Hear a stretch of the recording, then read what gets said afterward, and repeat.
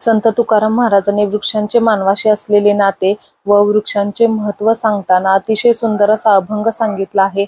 तो म्हणजे वृक्षवल्ली आम्हा सोयरे, वनचरे पक्षीही सुस्वरे आळविती. निसर्गाच्या सानिध्यात राहून साधे आनंदी जीवन कसे जगावे, निसर्गाचे सौंदर्य म्हणजे झाडे, पक्षी, हवा, आकाश यांचे वर्णन संत तुकाराम महाराजांनी खूप सुंदर केले आहे. वृक्ष हे मनुष्याचे खरे मित्र आहेत. वृक्षतोड केल्यावर काय होते हे आपल्या सर्वांनाच माहिती आहे. आणि जंगलात वणवा लागल्यामुळे किंवा लावल्यामुळे वनात पडलेली व वाळलेली झाडे झुडपे जळतात. वारंवार लागणाऱ्या आगीमुळे उघड्या पडलेल्या जमिनीवर पावसाचे पाणी थेट वेगाने पडते आणि मग जमिनीची सुपीकता निघून जाते. तर आपणच जंगलाचं संरक्षण केलं पाहिजे. तर तुम्ही म्हणाल इथं आता मी असं सांगते आणि इथं आम्हीच कसं काय वणवा लावायला घेतलाय, तर असं नाहीये. इथे आम्ही जंगलात आग लागू नये म्हणून वणवा पूर्ण जंगलात पसरू नये म्हणून एक जंगलाच्या आपल्या बिटाच्या हद्दीवरती जाळरेषा काढली जाते. 3 मीटरची किंवा 6 मीटरची अशी जाळरेषा असते. तर त्या हद्दीच्या पूर्ण बाजूने ती करून घ्यायची, म्हणजे जरी वणवा लागला तरी तो तिथेच स्टॉप होईल, कारण तिथे मग गवत राहणार नाही. म्हणून आम्ही अशी जाळरेषा घेत असतो. बिटाची हद्द आहे आणि हा रेल्वे ट्रॅकचा रूट आहे हा. तर इथून ट्रेन सतत चालू असते. पण आता हद्दीवरती ह्या दिवसात आम्ही जाळरेषा घ्यायचं काम करतो, कारण आता ह्या दिवसात वणवे लागतात. कारण परत पुढे उन्हाळा येतो, त्याच्यामुळे मग अगोदरच 6 मीटरचा 3 मीटरचा पट्टा घ्यायचा जाळरेषेचा आणि मग जास्त जंगलात जायला लागलं का ते विजवायचं असं असतं. तर आमच्या आतमध्ये पण माणसं आहेत, थोडं थोडं असं आम्ही घेत असतो गॅपनी, म्हणजे मग ते बरं पडतं. आणि जास्त हवा आली का मग ते आटोक्यात येत नाही, त्याच्यामुळे सकाळचं किंवा मग जास्त संध्याकाळचं असं जाळरेषा घ्यायचं काम करतो, म्हणजे वणवा लागला तरी तो इथेच स्टॉप होईल, आतमध्ये जंगलात जाणार नाही. तर ह्या पद्धतीनं असं आमचं काम चालू आहे. भीती पण वाटते ट्रेन येईल की काय. तर आता इंडिकेटर लागलेले आहेत, आता ट्रेन पण येते. ट्रेन पण आली आहे. व्हिडिओ घेतला ना.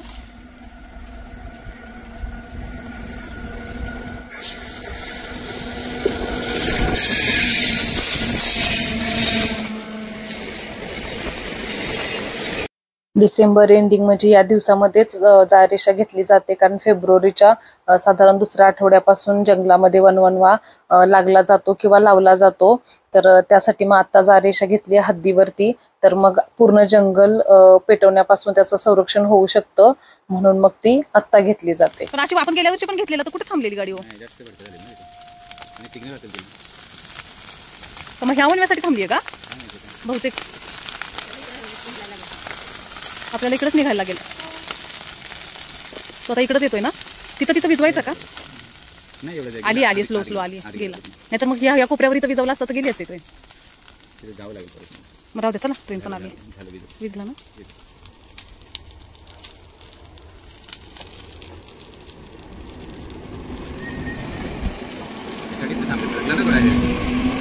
भडकला म्हणूनच थांबली ती ट्रेन. पण अशी लगेच थांबवतात, म्हणजे ऍक्सिडेंट होणार असतो तेव्हा का नाही थांबत माशी एकदम अचानक?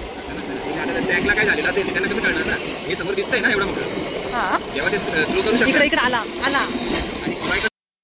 माझ्या बिटाला लागूनच ट्रॅकची हद्द आहे, रेल्वे ट्रॅकची. तर तिथून आतमधलं सगळं जंगल ते माझ्या म्हणजे बीट जसं आपल्याला एक एरिया असतो तसा एरिया आम्हाला दिलेला असतो. त्याच्यामध्ये कंपार्टमेंट नंबर असतात. त्या कंपार्टमेंटनुसार आपल्या हद्दीमधली जी काही कामं असतात ती करावी लागतात. हाताशी वॉचमॅन असतात. तर हे बघा, असं आणि भर दुपारचं तर शक्य नसतं जाळरेषा घेणं, कारण ते खूप अंगावरती एकदा आलं का मग ते कंट्रोल होत नाही वणवा आणि मग अख्खं जंगल. पण माझ्याकडे इथे असं झालं होतं का थोडासा ओलावा होता, त्याच्यामुळे आम्ही पेट्रोल नेलं होतं आणि पेट्रोल टाकून थोडंसं मग आम्ही ते जाळरेषा घेत होतो, कारण ते जास्त सुकलेलं नव्हतं. तरी डिसेंबर एंडिंग आहे, तरी पण बघा बिटात पाणी. आणि विचार करा पावसाळ्यात काय असेल, किती सुंदर निसर्ग. निसर्गाला तर खरं तोडच नाही, आपल्याला माहितच आहे निसर्गाचं सौंदर्य काय असतं. तर अशी आमचा जॉब आहे. जाळरेषा घ्यायचं काम झालंय आता कम्प्लीट. मस्त आता थोडीशी जंगल फिरती करतोय. तर आता इथे छान असा बंधारा आहे, अजून पाणी पण आहे बघा किती छान. आणि थोडंसं खाऊ पण आणलेलं प्रियानं सोबत. तर आता ते थोडंसं खातो, भूक लागली, पाणी पितो आणि मग थोडी जंगल फिरती करून मग रिटर्न घरी जातो. असं निवांत कुठेतरी शांत असं बसलं का इतकं प्रसन्न वाटतं का ते सुख दुसरीकडे कुठंच नाही. पण असतं उन्हात ताणात किंवा थंडीमध्ये हिवाळ्यामध्ये फिरावं लागतं, जंगलात खूप चालावं लागतं, थकायला पण होतं. पण छान पण आहे आपल्या तब्येतीसाठी पण. आणि हे बघा पाण्यातले कासव म्हणतात यांना. जाळीचं घ्यायचं आजचं काम आमचं झालंय. जंगल फिरती करतोय मी. बोलली तसं आता खाऊन पण झालं मस्त. तर बघा किती छान बंधारा आहे हा. आता डिसेंबरचा एंड आहे तरी सुद्धा एवढं पाणी आहे. विचार करा पावसाळ्यात किती छान असेल. तर अशी नोकरी करायला सगळ्यांनाच आवडेल. आम्हाला तर त्या एक बंद रूममध्ये बसून दिवसभर काम करण्यापेक्षा दिवसभर असं जंगलात नेचरसोबत आणि नेचरची ड्युटी तर आपल्या सगळ्यांना माहितच आहे किती छान असते. तर असं किती छान वाटतं. आणि मला तर असं यायचं असलं का काहीतरी खायला घेऊन यायचं असं बसायचं खायला ते तर मला खूप छान वाटतं. एकदम टेन्शन फ्री वाटतं आणि थकवा पूर्ण जातो. कामाचं काहीच वाटत नाही. तर आता बघा इतकं छान पाणी आहे. पावसाळ्यात पण मी नक्की तुम्हाला दाखवेल तर तुम्ही नक्की बघा. तर आमचा जॉब आहे फॉरेस्टचा आणि आम्हाला तर छान वाटतं.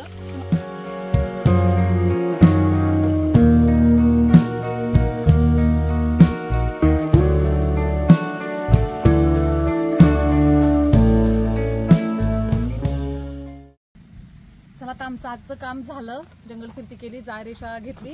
हा आमचा चेक नाका आहे, त्याचं थोडंसं काम बाकी आहे. तर आम्ही इकडे गाड्या लावल्या होत्या आणि मग असं जंगलात गेलो होतो. आज जास्त आतमध्ये काम नव्हतं. हद्दीवरतीच जायरेषा घेतली. त्याच्यामुळे बाकीचं जे आहे ते मी दाखवले तुम्हाला. तर असेच आता डिपार्टमेंटची आता मी हजर झाली आहे. माझी रजा संपली आहे. तर मी तुम्हाला छान छान इन्फॉर्मेटिव्ह व्हिडिओ मी करेल.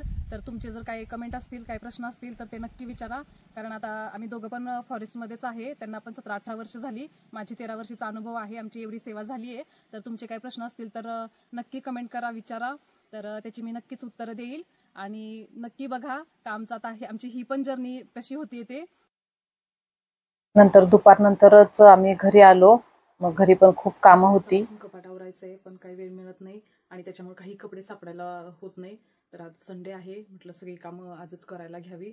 म्हणून आता जायरेषा घेऊन आलोय. थोडासा आराम केला आणि आता म्हटलं सगळी कपडे काढते. आणि एवढ्यात काय माझे कपडे होत नाही. तिकडे पण दुसरं एक कपाट आहे तर ते पण आवरायचं. स्वयंपाक करायला दीपा होती घरी. ती माझी मैत्रीण ट्रेनिंगसाठी आलेली ती होती. पण भाकरी नव्हती झाल्या. ती म्हटली गरम गरम करू. पण त्यात पण असं झालं मी शूट नाही केलं कारण एवढा गोंधळ झालेला का तिनं भाकरीचं पीठ म्हणून चपातीच्या पिठातच गरम पाणी ओतलेलं कारण तांदळाच्या भाकरी करायच्या होत्या. मग नंतर मी चपात्या केल्या, मग तिनं भाकरी केल्या. असं करून स्वयंपाक करून आमचं जेवण झालं. मग त्याच्यानंतर मी हे कपाट पण आवरायला घेतलं कारण काहीच कपडे सापडत नव्हते. तसं झोपला म्हणून कपाट आवरायला घेतलं.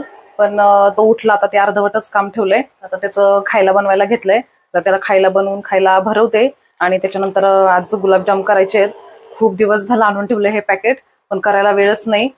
त्याच्यामुळे मग आज सुट्टी आज ते पण घरी आहे तर ते पण मदत करतील. तर म्हटलं मग आज सगळंच एकदम करून घ्यावं.